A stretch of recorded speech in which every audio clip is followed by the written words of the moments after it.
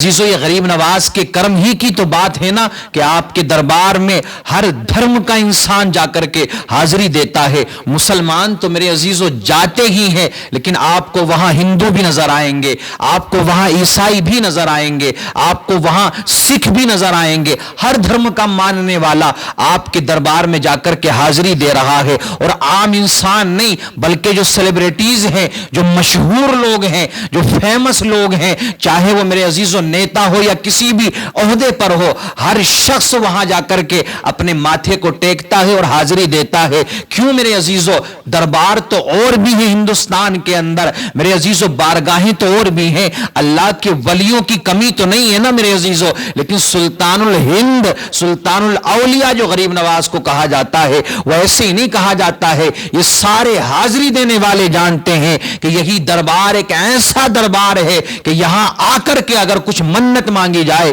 تو وہ ضرور قبول ہوا کرتی ہے۔ آپ دیکھیں پاک بھی جا رہے ہیں، ناپاک بھی جا رہے ہیں، کہ جن کو تمیز نہیں ہے حاضری دینے کی، پاک و ناپاک سارے لوگ جا رہے ہیں، لیکن ایسا نہیں ہے کہ کوئی ناپاک جاتا ہے یا کوئی دوسرے دھرم کا ماننے والا جاتا ہے تو اس کو وہاں جلا دیا جاتا ہے یا اٹھا کر کے پٹک دیا جاتا ہے، ایسا نہیں ہے میرے عزیزو۔ اور دیکھو اللہ کے ولیوں کی دو کیٹیگری ہوا کرتی ہیں، دو طرح کے ہوتے ہیں اللہ کے ولی، ایک ہوتے ہیں جلالی اور ایک ہوتے ہیں جمالی۔ لیکن میرے عزیزو مجھے اس موقع پر وہ واقعہ یاد آ گیا کہ بارگاہ غریب نواز میں ایک عورت آئی، شادی کو بہت سال ہو گئے لیکن کوئی بچہ نہیں ہے اس کے پاس میں، اور تم آج بھی جاؤ اور جا کر کے وہاں حاضری دو اور پتہ لگاؤ گے تو تمہیں کئی سو لوگ تو ایسے وہاں پڑے ہوئے ملیں گے کہ جو صرف اور صرف اولاد کے لیے وہاں آئے ہیں۔ اولاد اللہ اپنے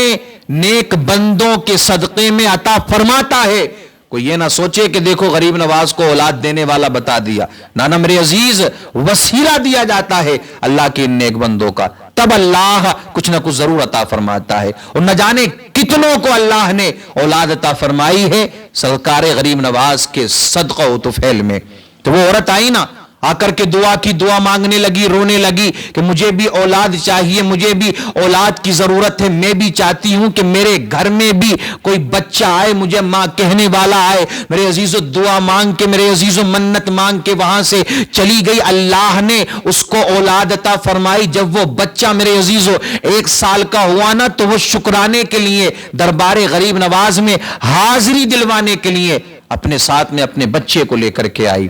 اب جہاں پر سرکار غریب نواز کا مزار مبارک بنا ہوا ہے، یہ جو واقعہ ہے میرے عزیزو علامہ ارشد القادری نے یہ نقل فرمایا ہے، تو جہاں سرکار غریب نواز کا مزار بنا ہوا ہے اس کے قریب ہی میں کچھ دوری پر ایک اللہ کے ولی اور آرام فرما رہے تھے، ایک اللہ کے ولی کی قبر اور تھی وہاں پر۔ اب وہ بچے کو لے کر کے آئی نا، تو بچوں کو کہاں میرے عزیزو تمیز ہوتی ہے، تو اس بچے نے اس جگہ پر پیشاب کر دیا، مزار کے قریب میں پیشاب کر دیا، جو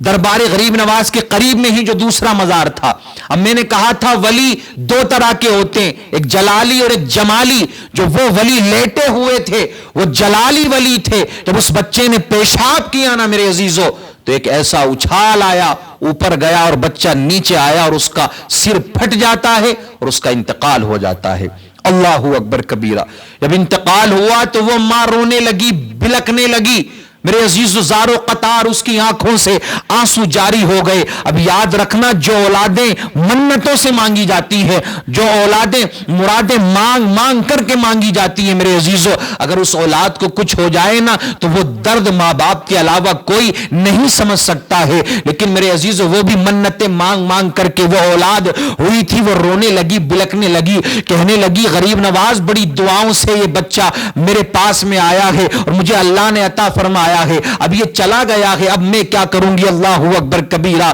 میرے عزیزو غریب نواز کے دربار میں جب یہ واقعہ ہوا، وہ عورت رونے لگی تو اللہ کی بارگاہ میں سرکار غریب نواز نے دعا فرمائی، ادھر دعا فرمانا تھی اور ادھر اللہ نے اس بچے کو دوبارہ زندگی بخش دی۔ اب اس وقت میں وہاں پر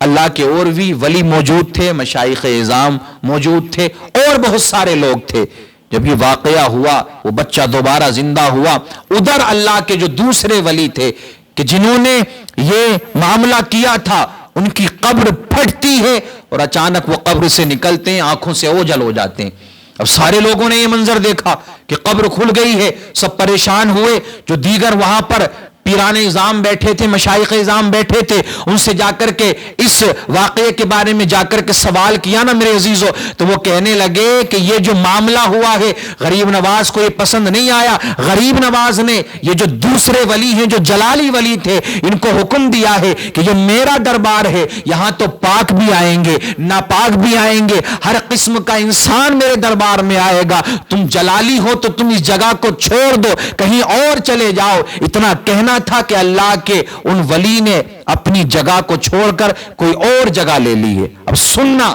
توجہ دینا اس بات پر، جو گستاخیاں کر رہے ہیں غریب نواز کی شان میں، جو غریب نواز کی ذات کے بارے میں غلط جملے نکال رہے ہیں، ابھی صرف تم نے جمال دیکھا ہے، ابھی تمہیں ایکسیپٹ کیا ہے غریب نواز نے اپنے دربار میں۔ جس دن میرے عزیز و جلال آ گیا نا، تو ساری دنیا کے لیے تم عبرت کا نشان بن جاؤ گے۔